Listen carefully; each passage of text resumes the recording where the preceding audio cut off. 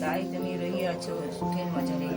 অতএব পুজো ব্রত করো ভক্তি ভরে, সুখ দুঃখ দুরূপ ব্যাধি হবে না সংসারে।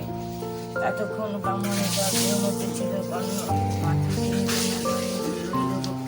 বাড়িতে পুজো আসার নাম নেই।